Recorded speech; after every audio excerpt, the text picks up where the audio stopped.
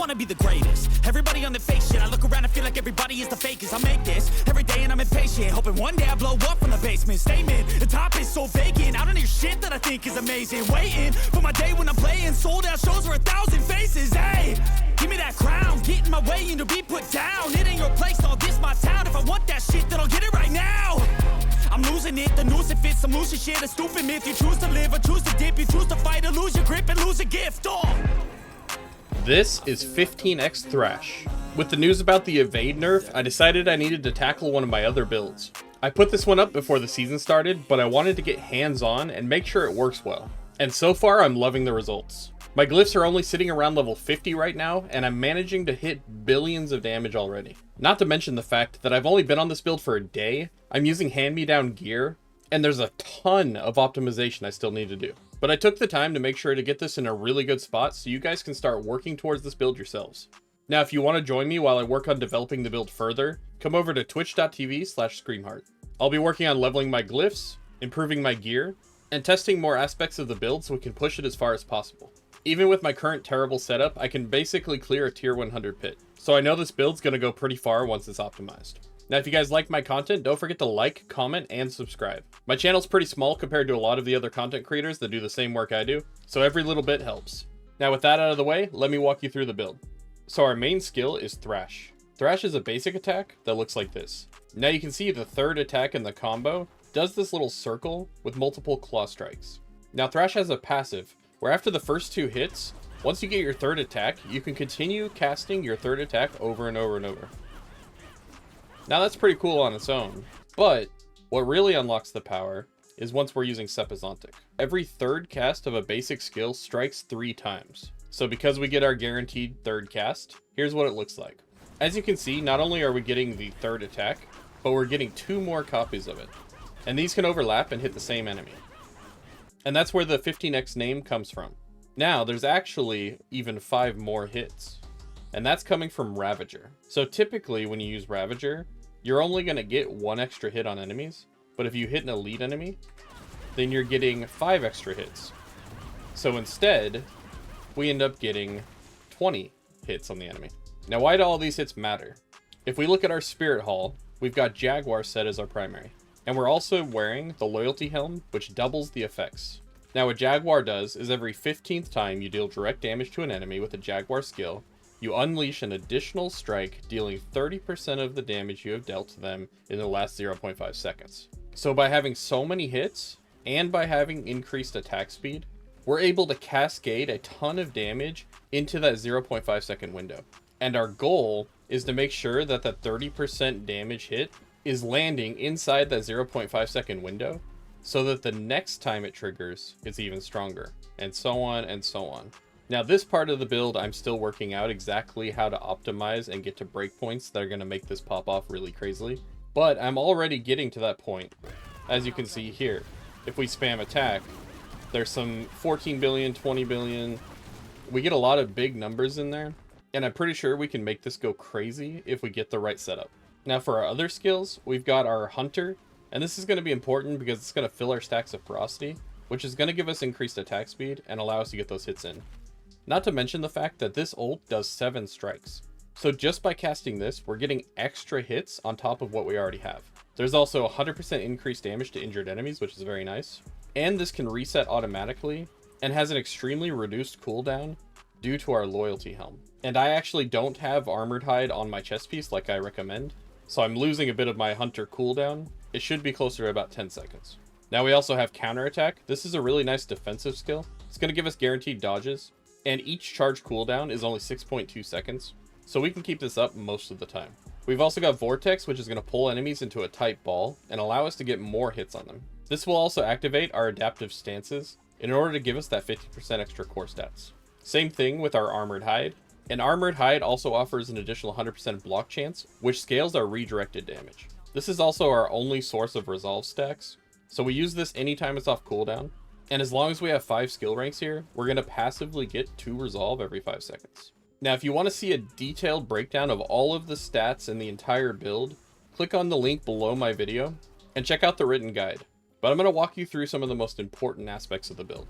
So first off, maximum resolve stacks are extremely powerful. Not only are they scaling your damage on redirected, but they're also scaling your damage reduction from perseverance. But wait, there's more.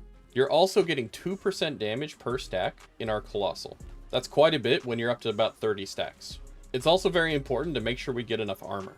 Armor is going to scale our unyielding, and it actually works for this build, unlike the evade build. Don't worry, I tested it. So 30% of our armor adds to our weapon damage up to 1500. That's about a 4 times damage increase.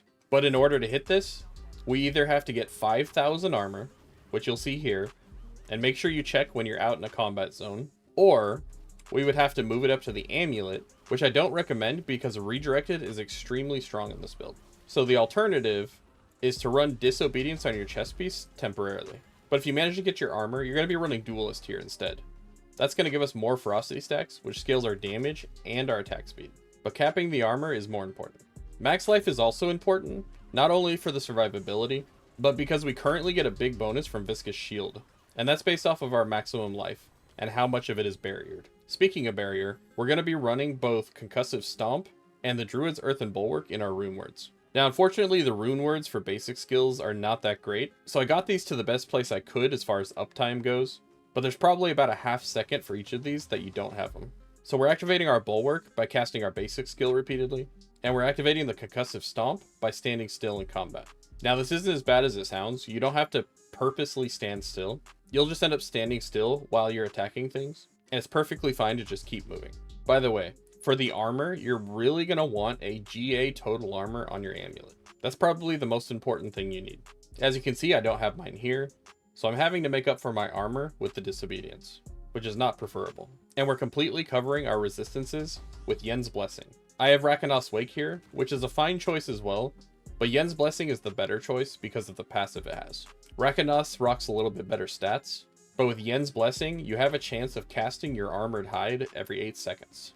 Again, you can check the detailed written guide underneath the video, but I'm going to walk you through some of the specifics of what we're putting on the items. So, like I said, we're running Duelist on the chest piece, or Disobedience if you need it.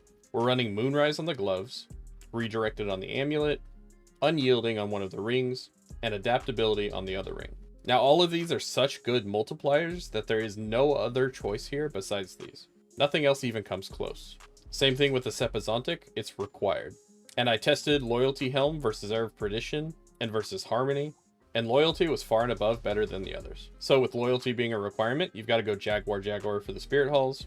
For gems, we're going with Barrier Gems for the armor. That's primarily to help us keep up our bonus for Viscous Shield. And for accessories, we're going with Skulls in order to get more armor. For our skill tree, we're maxing out Thrash and getting Accelerated Thrash. We're maxing out Follow Through. We're getting Vortex, going to Replenishing Vortex. Ravager, going to Replenishing Ravager. We're maxing out Apex and Unrestrained Power. Assuming you have Ranks to Ironhide on your chest piece, then you're only going to go 1 point here, and you're going to Reinforced Armored Hide. You're maxing out Perseverance. You're going with Concussive Stomp, going to Adaptable Concussive Stomp. You're going Counterattack, down to Reinforced Counterattack. We're maxing out Auspicious, maxing out Resilient, and putting 1 point in Dominant. We're maxing out Potent and Furnace. We're maxing Resolution, Supremacy, and Initiative. Also on the written guide, I recommend 1 point into Sustenance and Intricacy, just so you can get more casts of your Armored Hide. We're getting the Hunter in both additional points, and we're getting Adaptive Stances. Now, if you have the extra points from Armored Hide, then those can go into your ultimate or into Diminishment. Diminishment's going to help you with survivability, and the ultimate cooldown's going to help you get the ult up more often. For the Paragon boards, I'm going to show you the glyphs as well as the legendary nodes, but you guys can go to the written guide underneath the video to see the details. So we're starting with the Spirit Glyph, and then we're moving up. We're putting Viscous Shield on the board. We're going to get the legendary node and Wildfire. Moving to the right, we're getting Sapping, and we're also going to be getting Headhunter here. Moving down from here, we're going with Convergence, and we've got Hone here. And finally, to the right from here, we're going with Revealing, and we're getting Colossal Glyph here. This build is somewhat limited on the glyphs that it has, but maybe once they fix the additive damage on Canny, we'll be doing a little bit better. Luckily, because we're using Adaptive Stances, it makes Headhunter a little bit better, so I didn't feel too bad putting this here, because the alternatives just have damage reduction. And that's the build. I hope you guys like this build. Try it out and let me know what you think. If you have any questions, come by my Twitch stream at twitch.tv/screamheart. Don't forget to like, comment, and subscribe, and I'll see you guys in my next video. Goodbye.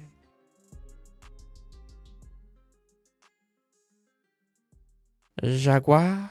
Are you a Jaguar lover?